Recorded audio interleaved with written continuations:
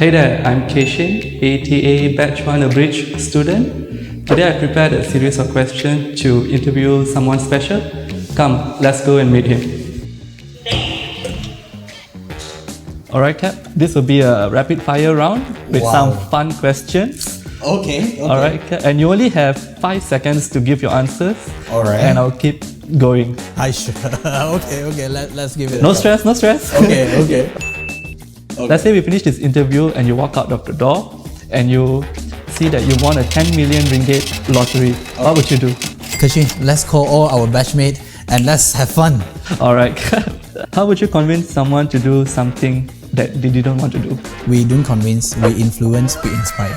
If Malaysia Airlines and AirAsia would like to cooperate with ATA, which one will you choose? I will choose both. Welcome all, because we're here to produce pilots, so I will not be choosy. Alright. Describe yourself in 3 words. Efficient, effective, and flexible. Who knows you best? My wife. Good answer. What was your first job?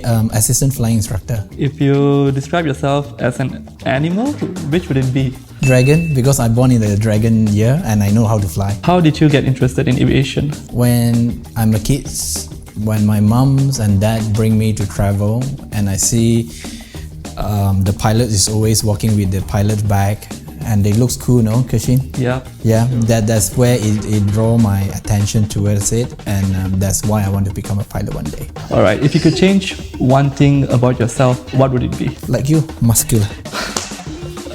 Alright, okay. That's all for the interview. Today I'm the host. I have a series of questions prepared to ask our head of training, Okay. Captain Kenneth. So Cap, Yes. can you tell us about yourself? Hi everyone, my name is Ken. I'm the head of training of Asia Aeronautics Training Academy. I have been in aviation for past 14 years. I've started with assistant flying instructor to become flight instructor, safety manager, chief flying instructor, and now today I'm the head of training of Asia Aeronautics Training Academy. Why should cadets join ATA and not other flying schools? Oh, that is a challenge question, Keshin. Why not? You help me to answer that. You have been experienced from enrollment, ground school, and flight training, and you have experience from Philippines and also AATA. Perhaps you can share with the audience how AATA, any ways that AATA should improve and stuff like that.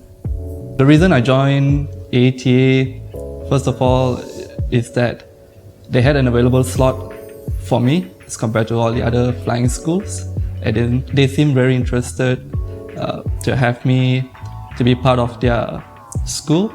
And when I joined, first I was in Pararaja, the ground instructors and everybody. So since we were the first batch, there were a lot of improvements here and there, but they quickly catch up and things run on smoothly. And ATA always keep track on my KPI and my documents, my examination, my progress and everything. And if honestly without MCO and everything, I would have finished all my training hours in less than a year. Yeah, I think you have started the training in October, right? So you finish your training in December. In December. So which means because of COVID it's one year and 2 months. Yes, correct. Yeah. All right. Okay. Yep, I'm ready for your question, please. All right. So, Cap, in simple words, Yeah. what is AATA's vision for its cadet? Honestly, running a school, we are here to realize cadets' dream. We are a school whereby we would like to ensure the students will be able to get a job as soon as they graduate. But definitely, it's not a one-party effort, it's both party. I always speak with my cadets and my students. AATA is just like a platform, but both of us, we are joined AATA. We have to work together to shine AATA, whereby we do our part of getting exposure with the airlines, and the cadets have to work very hard to get the flying colors in ground school and also in flying, so that when we present the resume to the airlines, it will be much more powerful. Next question, this is an interesting one. Oh, okay. A lot of cadets, they tell me that you look stern, you look harsh, garang. Do you agree with that? darkness, my old friend. Well, I'm quite surprised in the word of harsh. We always have this mindset, Keshin, that we as instructor, we are educator. Of course, you will not see us making jokes every day. All right, but when students approach us to help, and you are my personal students, anytime that I did not help you, Never. He's been really helpful. yeah. So as an instructor, I always believe that you know that I have my backache for a week.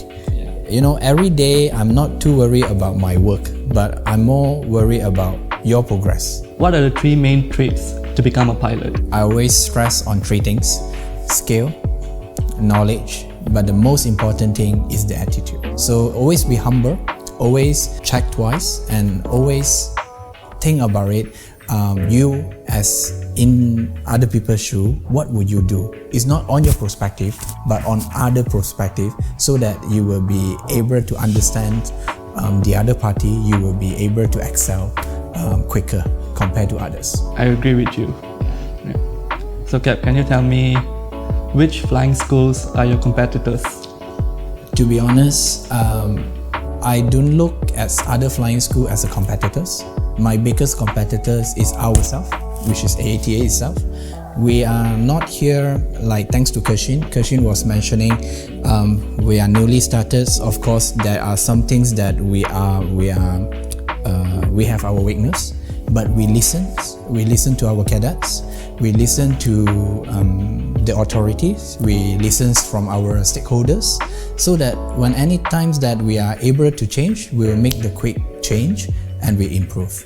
Why do you think ATA chose to operate in Johor? Is there any particular reason for that? Yes, because our stakeholder and our partner is University of Tun Singon. They are the one who we are having an aerodrome. We are developing an aerodrome in Parit Raja, close to Parit Raja is in Tanjung Labor. Senai and Tanjung Labor is just like 20 minutes of flight time. So it will be a good training ground in Johor because we have Tanjung Labor and also Senai. So Tanjung Labor, we will be focused on PPL flying, whereby they do circuits and landing. If they do circuits and landing during pre-COVID time, maybe 2 landings in an hour. But in Tanjung Labor, they can do 5 to 7 landings in an hour, so that their training will be not affected. However, in Senai is a good training ground for instrument flying, whereby you have airlines coming in and you have those charter flights coming in, so that the student will having a much exposure in aviation in a busy airfield. That's why we choose Johor. I have no regret that ATA chose Johor to operate as a Johorian myself, which is a beneficial thing for me. Yeah. Alright, Cap. Next question is, why do you think some cadets choose to do their flight training abroad and not locally? Would you recommend it? I have in their shoe before, Keshin. I'm graduate from UK. I get my license from Cadet College of Air Training in Cranfield. Why I'm making that step is because influenced by the agents. A lot of us, we are not from aviation background. We seek for professional, but we would not get the insider news in aviation. That's why we have make our mind differently. But if you ask me a question on this question, we as Malaysian, we have a lot of flying school in Malaysia, 5 or 6. Please make a decision of yourself, choose the right one for you, and I believe that Malaysian standard, it will not lose to other countries. Right now, the whole world, globally, we are going through a pandemic. Yeah. And aviation industry has been hit really hard. What do you think about the aviation industry today, and do you think it will bounce back? It would definitely bounce back.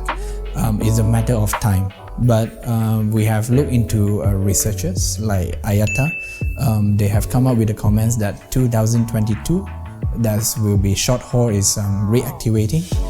2024, that's where the long haul will be activating.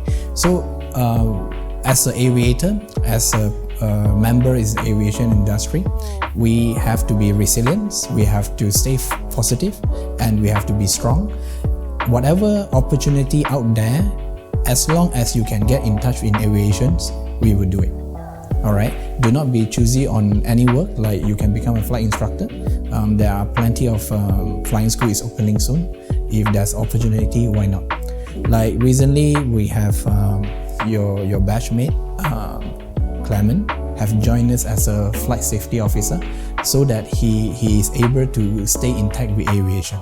So yes, the pandemic hit us badly. However, as long as we stay positive and we stay strong, and we will recover it and get ourselves ready when the aviation back to the pre-COVID stage, then we are able to adapt to the environment and adapt to the growth. You have been a flight instructor for a really long time, and you have seen cadets come and go. So my question to you is that, what is the most common thing that you see a cadet struggling in terms of flight phase, maybe just in general? What is your advice to them? Okay, this is a very good question actually.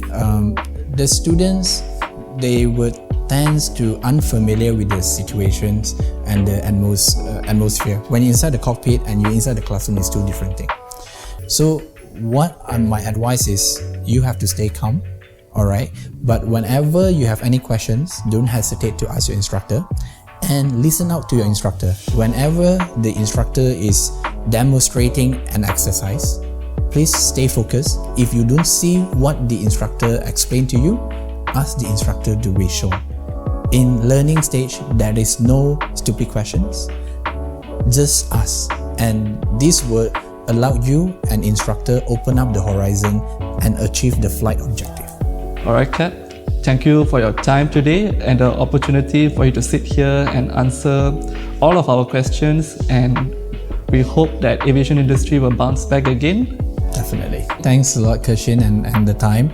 If my answer was not short and sharp, don't stop there. You can send emails to me, or you can meet up with me and let us work together to answer the concern of our cadets.